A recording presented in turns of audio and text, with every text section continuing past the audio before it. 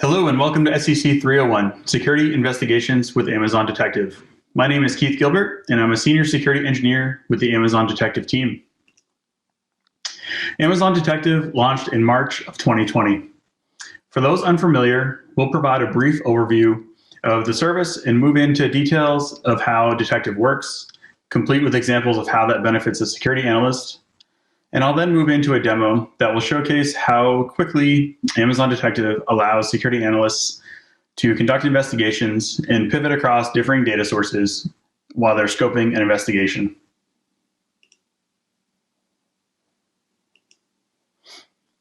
Amazon Detective is a member of the AWS External Security Services and is focused on decreasing complexity and increasing efficiency of security investigations in AWS. Detective currently supports data collection from AWS CloudTrail management events, Amazon VPC flow logs, and Amazon GuardDuty. When a customer enables Amazon Detective, these sources are automatically ingested for all enrolled accounts, and data immediately begins being processed. Furthermore, Detective does not require that CloudTrail or VPC flow logs are enabled in any of the member accounts when they're enrolled. This keeps enrollment simple and easy. GuardDuty is required to be enabled for all enrolled accounts, and Detective will notify you if any of your enrolled accounts do not have GuardDuty currently enabled. The outcome of the processing is a series of entity profiles, which we will detail, that provide relevant information for your investigations. Amazon Detective is used in conjunction with other security services, and the Detective console is integrated with Amazon GuardDuty and AWS Security Hub consoles. Customers use Security Hub to aggregate findings from GuardDuty as well as other providers. They can then use Detective to investigate the GuardDuty findings or resources associated with findings from the other providers. Other customers go directly from the GuardDuty console to the Detective console when they're looking at a security finding and want to understand more about it. Customers can also access the Detective console directly to research information about AWS resources such as users, roles, accounts, and EC2 instances, and to understand interactions they may have had with other entities such as IP addresses and user agents.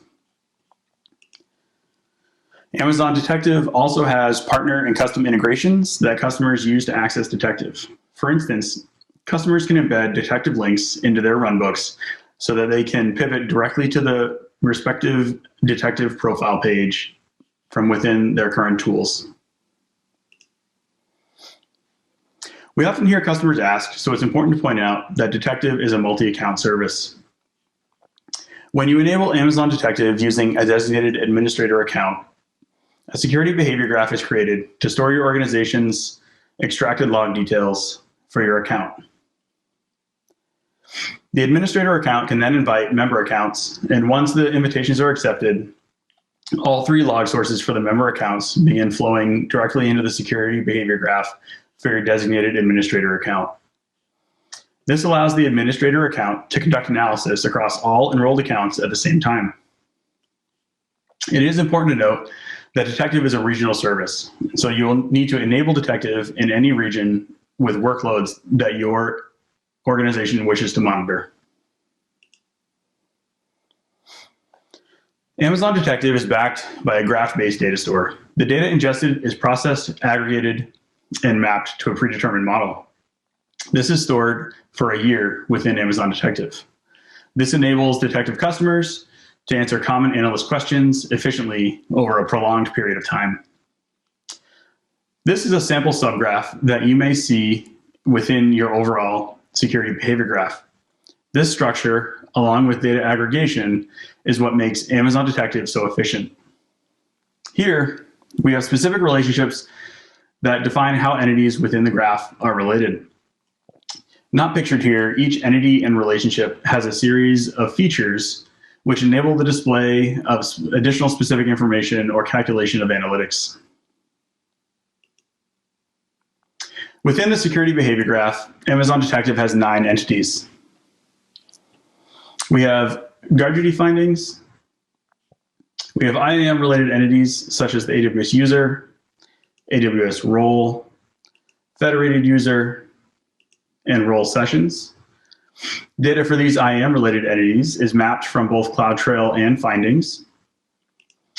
Similarly, the user agent entity receives mappings from both of those sources. Finally, we have the IP address, the EC2 instance, and the account entities, which receive mappings from all three current detective data sources. While obviously relevant to your security team, Detective provides value for multiple personas on the team.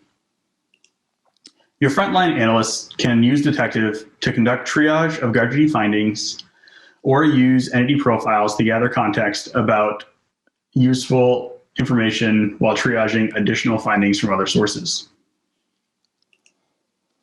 Analysts engaging in incident response can use Amazon Detective to quickly scope an incident in both the entity and time dimensions by easily pivoting among resources and exploring behavior in peripheral time windows.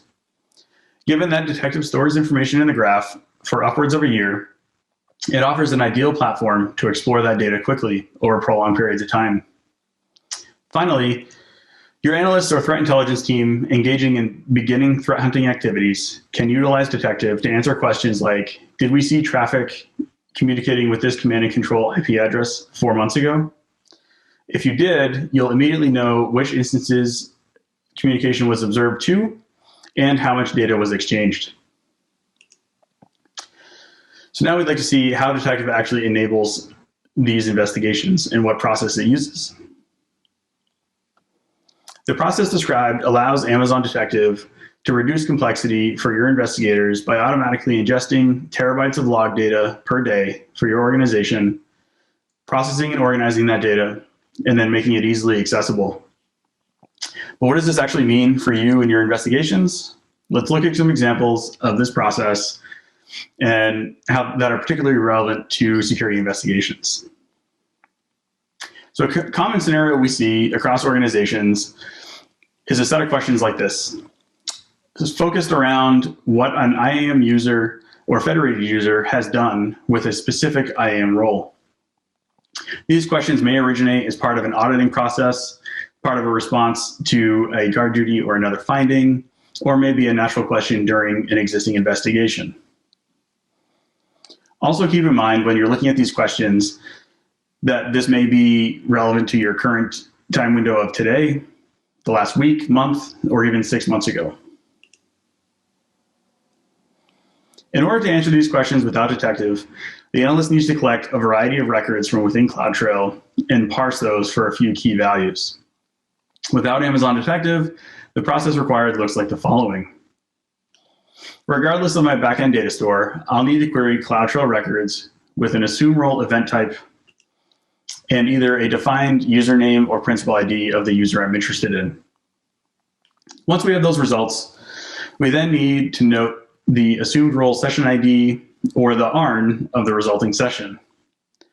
The analyst now has what she needs to issue a follow-on query with that session ID or ARN and then manually analyze the activity that comes back. The process is then repeated as investigations are often iterative. If there are multiple users, sessions, or roles that you're interested in, these queries are issued repeatedly and manual analysis takes place.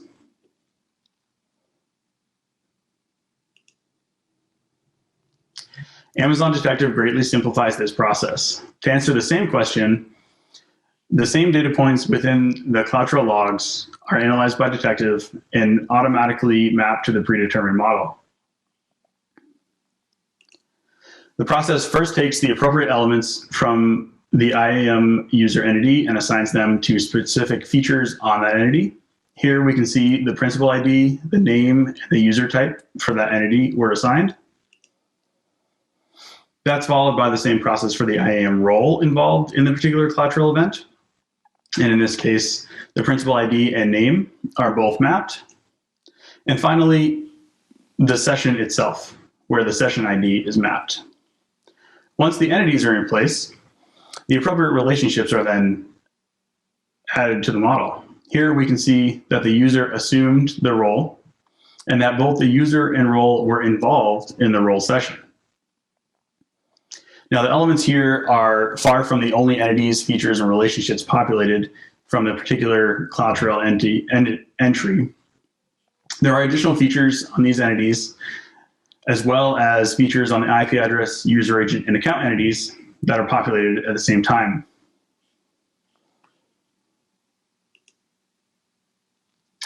This mapping process we detailed enables an analyst to use the search feature within Amazon Detective and indicate that they're searching for a role session, provide an IAM user or an IAM role that is involved in that session. And after clicking search, you can see that the resulting data shows the IAM users and sessions involved. And the analyst can browse to the desired entity and review respective activity. In the event the analyst is looking for information during an active investigation, it's also available directly from the AWS user profile page. Here, we see all the roles that the user has ever assumed, as well as the sessions within the particular scope time that we have defined. Again, this scope time could be days, weeks, or even months. Since the information is populated in interactive time, pivoting to different entities that may be within the scope becomes simple and efficient. These are directly linked, which enables the analyst to click and go. Similar to CloudTrail, customers routinely ask questions for their investigations regarding VPC flow. Has someone ever given your organization a new command and control IP address for an actor that is known to have been targeting your organization? How long does it take to answer, is anything in my organization currently communicating with this IP address? Similar, what if you're asking, has any part of my organization communicated with this particular IP address 6 months ago? How long does that take to gather the data and answer the question? As with prior CloudTrail example, Amazon Detective will parse VPC flow logs to track characteristics of interest. These mappings make retrieval of these types of questions we discussed quick and easy. In this particular example, you can see an IP address connected to EC2 instance relationship. On that relationship, Amazon Detective stores relevant information in specialty data structures, such as which ports the IP address communicated to the instance over, as well as how much volume was exchanged on each port. Of note, the data is stored in a time series, which allows Detective to calculate the appropriate ports and volumes for any arbitrary time window. Similar to the CloudTrail example, Amazon Detective will map these appropriate values into the predetermined model, which makes answering investigation questions quick and easy. You can see that in this case, there was one EC2 instance that this IP address has communicated with. Of note, we can also quickly see that our first observed time was prior to our currently set scope time. This may indicate that we need to expand our scope time if this activity is of interest for our investigation. Similar to the user profile, we'll detail this more in our demonstration. While the information contained in the example mapping of VPC flow data may seem simple, it does provide measurable improvements in data searching and analysis over arbitrary time periods, particularly with data sources as large as VPC flow. In addition to the resource interaction on the prior slide, we can also view current and historical flow volumes for an EC2 instance and dive into the specifics of which IP addresses were responsible for that traffic, over what ports, and how much data was exchanged. As this occurs in interactive time, it's significantly more efficient for analysts. In order to do this using other data stores for time periods up to a year, analysts would incur higher complexity in storage and maintenance, as well as either longer response times or higher costs. The full benefit of panels such as this overall VPC flow volume panel will be detailed in the demo. We're going to run through an example investigation with Amazon Detective. For some background, this investigation was kicked off by the support email in front of you. The account owner who received the initial email about this case creation has stated that she did not initiate the request outlined in this case, which is for a higher vCPU limit. To start off the investigation, I'm going to open up AWS Security Hub to see if there have been any recent guard duty findings that may indicate suspicious behavior. I see several SSH brute force findings across multiple instances. Given that the SSH brute force listed is most likely candidate to result in unauthorized access, I'm going to start there. When I select the first finding, I actually see that it was created and updated about a week apart, which means that the particular EC2 instance has been the target of multiple SSH brute forces over that time period. I'd like to dig in to determine if any of these SSH brute forces targeting this instance were successful, or if it may be related to my suspicious report. If I scroll down and click Investigate in Amazon Detective, I get a new tab with the respective finding open in the Amazon Detective console. When we land on the finding profile, we can see some background details about the finding. One important detail that I want to draw attention to is the finding time. The finding time is what Amazon Detective uses to set the scope time, which you can see in the upper right-hand corner. The scope time is important because it persists while you're pivoting throughout the console. When you move to other resources or findings, this time will remain static unless you choose to change it. Given investigations are usually an iterative process, methodically expanding your scope time as evidence suggests you should do so will control what range is used to populate the profile panels. Scrolling down past some additional background details about the instance, I can see there's one additional finding in addition to my SSH brute force. However, I do see that the port probe finding happened roughly 8 days after the SSH brute force began, and normally if these two are related, I'd expect a port probe to be on or around the same time as the brute force. The reason I always check this panel is because it can sometimes immediately indicate a true positive or successful brute force. For instance, if I saw an SSH brute force quickly followed by a crypto mining based finding, I may form a hypothesis that the brute force was successful and the actor then installed a Bitcoin miner. In this case, I haven't yet seen positive evidence, so I need to continue my initial triage to determine if I can identify any positive or negative evidence for this finding. As we continue to move down the page, the overall VPC flow volume panel is now visible. Here we notice there's a notable increase in inbound traffic to this instance in a time period that begins our scope time. We're going to want to dig into this traffic. To do so, I can scroll and click the button below the visual to retrieve the view drill down details.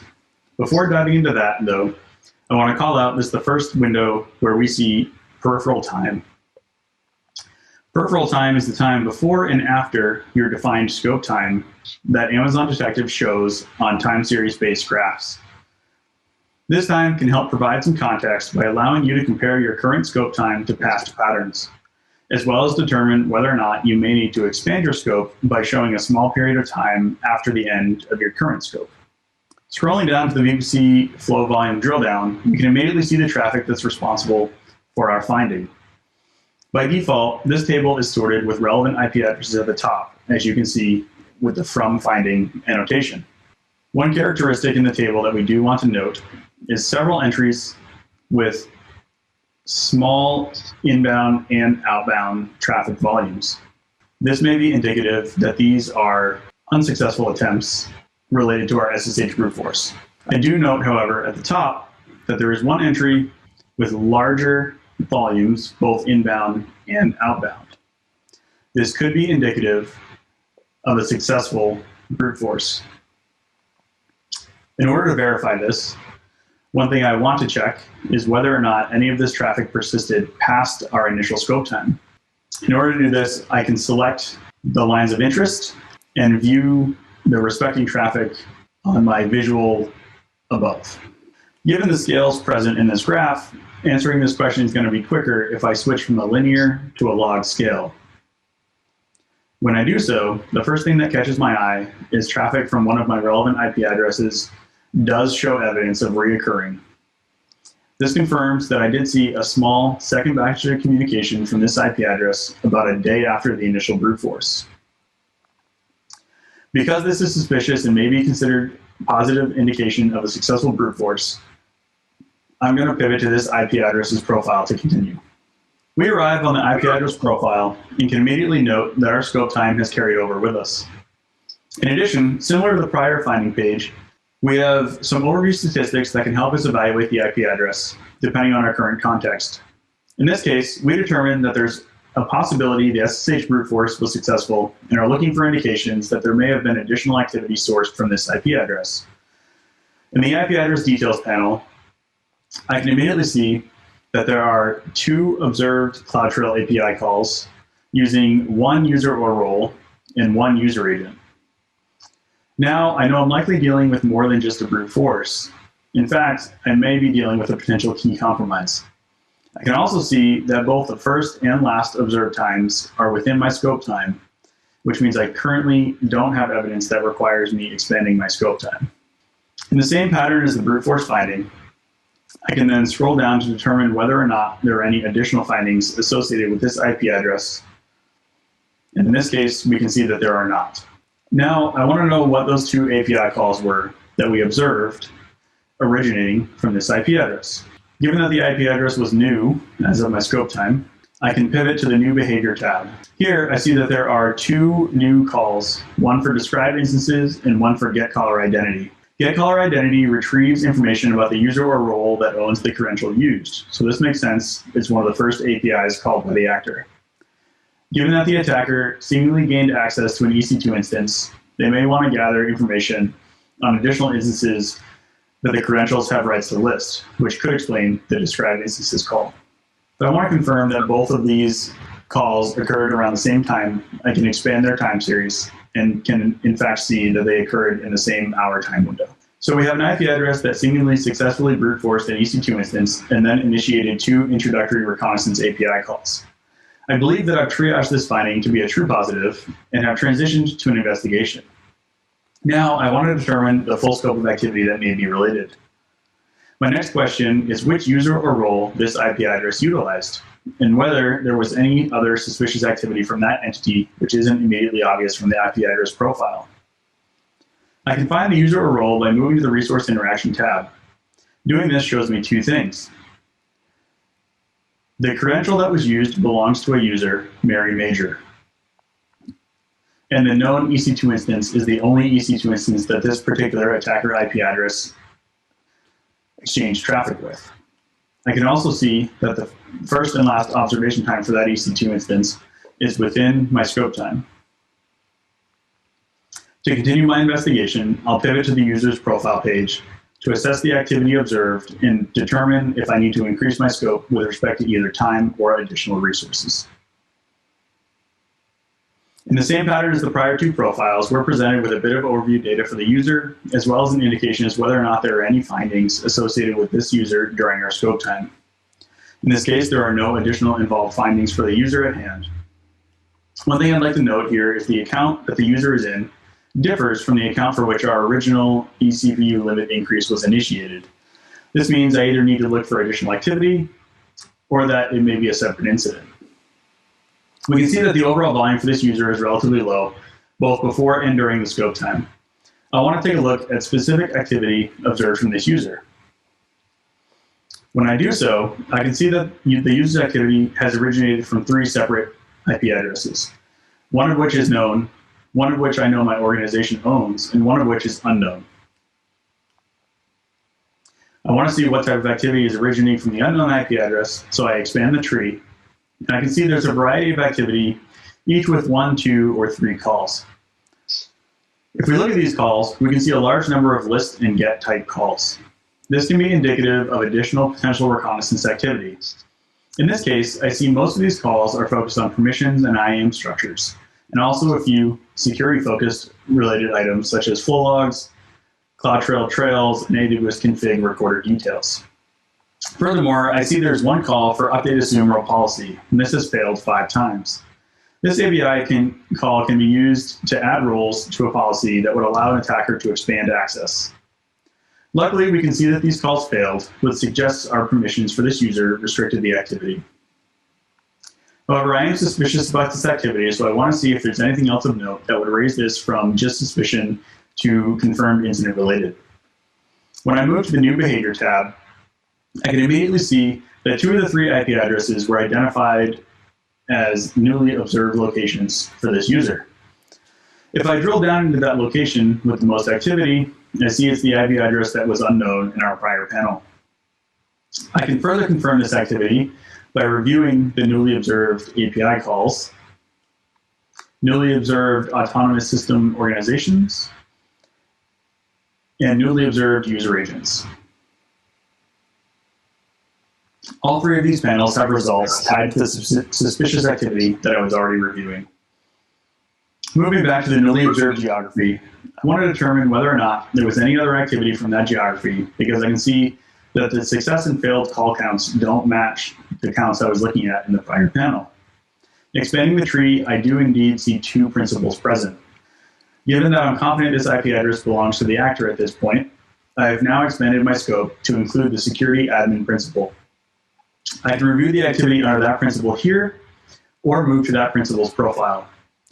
Given that I want to determine if this user may be responsible for activity under this security admin principal as well, I'll switch to the resource interaction tab. Doing so shows me that the user we're currently on did indeed assume the security admin role, and did so multiple times. When I scroll down, I can see that these assumptions occurred under two different session names. Given my organization enforces a purpose-named schema for role sessions, the session named after my user is immediately suspicious. As such, I'm now going to pivot to this session to see specifically what this attacker may have done with this particular role. Once I arrive on the role session profile, I'm going to repeat much of the same analysis conducted on the Mary Major user. Now I want to get an idea as to the activity that was observed and whether or not I'll have to expand my scope any further. I can again see that there are no findings associated with this session during my current scope time. And moving down to the overall call volume panel allows me to dig into the CloudTrail activity observed using the session during my scope time.